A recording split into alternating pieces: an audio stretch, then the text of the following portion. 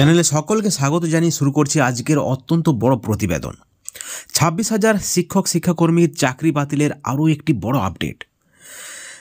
এই মুহূর্তে যে চর্চা চলছে যে পুরো প্যানেল বাতিল হবে নাকি যারা অযোগ্য তাদের চাকরি বাতিল হবে। যোগ্য অযোগ্যদের চিহ্নিত করা যাবে না। সুপ্রিম কোর্ট বলছে যদি যোগ্য অযোগ্য চিহ্নিত করতে না পারে এসএসসি তাহলে পুরো প্যানেল বাতিল করে দেবেন। বন্ধুগণ, এই বিষয়ে আজকে আমাদের গুরুত্বপূর্ণ প্রতিবেদন এবং এই প্রতিবেদনের 3টি দিক থাকছে। অত্যন্ত একটা বড় খবর। অবশ্যই আপনাদেরকে অনুরোধ আপনারা পুরো ভিডিওটি সম্পূর্ণ দেখবেন।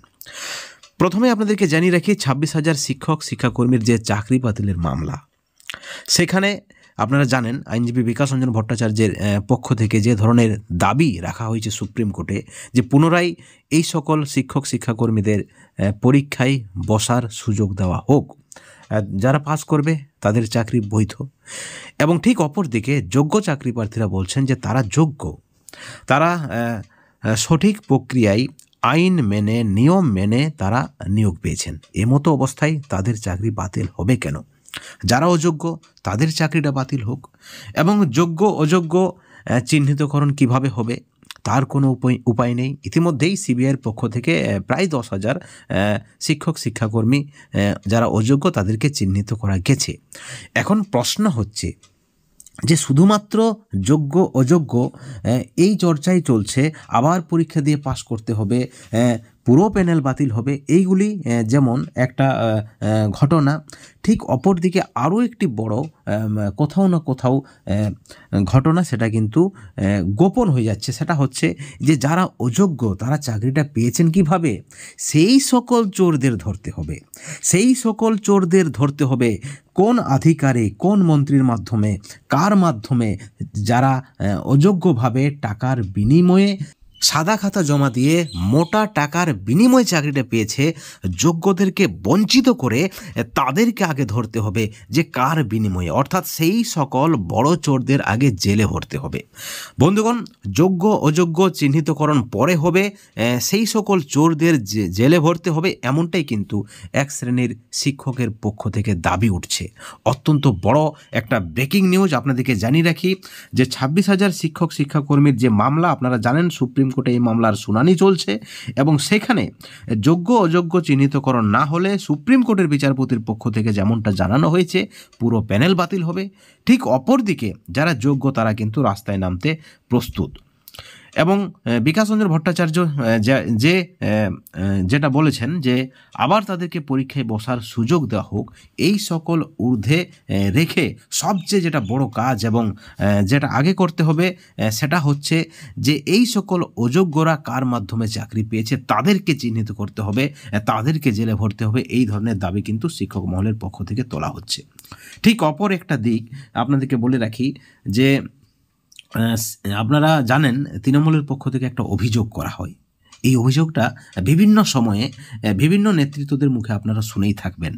মুখ্যমন্ত্রী থেকে শুরু করে অভিষেক বন্দ্যোপাধ্যায় থেকে শুরু করে তৃণমূলের ছোট বড় মাঝারি মাপের সকল যারা নেতৃত্ব রয়েছেন তারা বলেই থাকেন, সেটা হচ্ছে যে কেন্দ্রের সরকার ইচ্ছে করে ভোটের সময় বিশেষ করে ইচ্ছে করে ইডি সিবিআইকে লেলিয়ে দেয় বিরোধীদের উপর, যাতে করে বিরোধীরা নির্বাচনে জয়লাভ করতে না পারে, বিরোধীদের হেনস্থা করা হয়, অর্থাৎ তাদেরকে অসুবিধায় ফেলার জন্যই এই ধরনের কাজটা করে থাকে কেন্দ্রের সরকার, কেন্দ্রীয় সংস্থাকে তারা লেলিয়ে দেয়।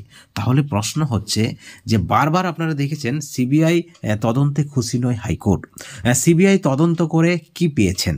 আরজি কর মামলায় আপনারা দেখছেন কিভাবে নির্যাতিতার বাবা মা প্রকাশ্যে অন ক্যামেরা হাইকোর্টে গিয়ে সুপ্রিম কোর্টে গিয়ে বলছেন যে সিবিআই মোটেই তদন্ত করেনি, সিবিআই তদন্তে তারা খুশি নয়, সিবিআই সাপ্লিমেন্টারি চার্জশিট দিতে পারেনি, অর্থাৎ সিবিআই তদন্তে গাফিলতি রয়েছে।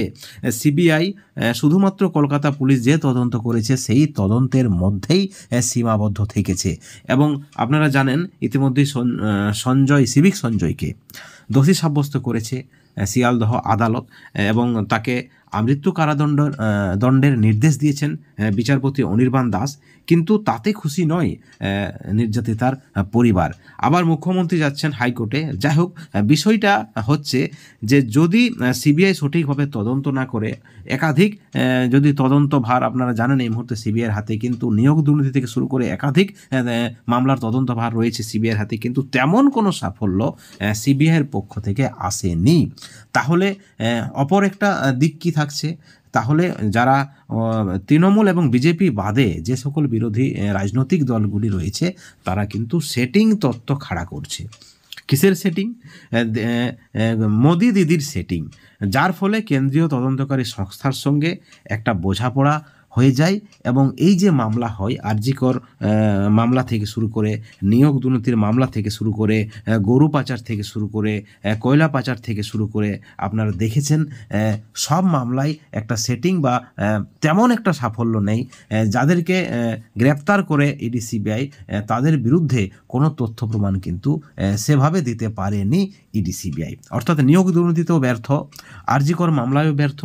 অপরদিকে যদি আপনারা দেখেন, তৃণমূলের নেতৃত্বরা গলা উঁচিয়ে কথা বলেন ইডি সিবিআইয়ের বিরুদ্ধে। অভিষেক বন্দ্যোপাধ্যায় রীতিমতো চ্যালেঞ্জ ছুড়ে দেয় ইডি সিবিআইয়ের দিকে। আপনারা দেখেছেন সেই ভিডিও সংবাদ মাধ্যমে। এখন প্রশ্ন হচ্ছে, তাহলে যেমনটা বলা হয় যে কোনো ঘটনা ঘটলে, আপনারা যদি আরজিকর কাণ্ডকে ধরেন, সেখানে নির্যাতিতার পরিবারের পক্ষ থেকে সিবিআই তদন্তের দাবি করা হলো, অবশেষে সিবিআই ব্যর্থ, সিবিআই তদন্তে খুশি নয় নির্যাতিতার বাবা মা। এমতো অবস্থায় তাহলে কি সেই সেটিং তত্ত্ব? ঠিক আরও যদি আপনারা উদাহরণ আনেন, কয়লা পাচার মামলায় আইনমন্ত্রী মলয় ঘটককে বারবার ইডি তলব করেছিল দিল্লিতে। আপনারা দেখেন বারবার তলব এড়িয়েছেন তিনি, তারপরেও ইডি সেভাবে কোনো অ্যাকশন নেয়নি। অর্থাৎ এখানেই প্রশ্ন, নিয়োগ দুর্নীতির কেন এখনও সঠিক তদন্ত হলোনি? আরজিকর মামলায় আবার তদন্তের আর্জি জানিয়ে ইতিমধ্যেই আপনারা দেখেছেন আইনজীবীদের একাংশ এবং সমাজকর্মীদের একাংশ সুপ্রিম কোর্টের প্রধান বিচারপতিকে চিঠি দিয়েছেন। অর্থাৎ এই যে তদন্তে তারা খুশি নয়, সেটাও কিন্তু একটা দিক। অর্থাৎ এই যে সেটিং তত্ত্বের বিষয়টাও কিন্তু উঠে আসছে। অর্থাৎ যদি আপনারা দেখেন, তিনটি দিক রয়েছে। প্রথমত, কারাযোগ্য এসএসসির 26,000 চাকরি বাতিলের মামলায় কারাযোগ্য, কারা অযোগ্য চাকরি কাদের বাতিল হবে, নাকি পুরো প্যানেল বাতিল হবে? তার থেকেও বড় কথা, যারা চোর, যাদের মাধ্যমে দুর্নীতিটা হয়েছে, তাদেরকে আগে জেলে ভরতে হবে। ঠিক অপরদিকে সেটিং তত্ত্ব উঠে আসছে।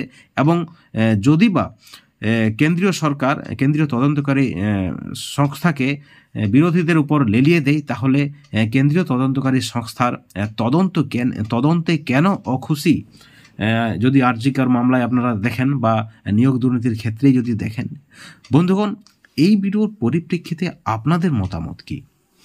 আপনাদের প্রতিক্রিয়া কি? অবশ্যই আপনারা আপনাদের সুচিন্তিত মতামত চ্যানেলের কমেন্ট সেকশনে কমেন্ট করে জানাবেন। এবং সবশেষে একটাই কথা বলবো, ভালো থাকবেন, সুস্থ থাকবেন, কিন্তু কোনো ধরনের দুর্নীতি থেকে অবশ্যই দূরে থাকবেন। Thank you so much.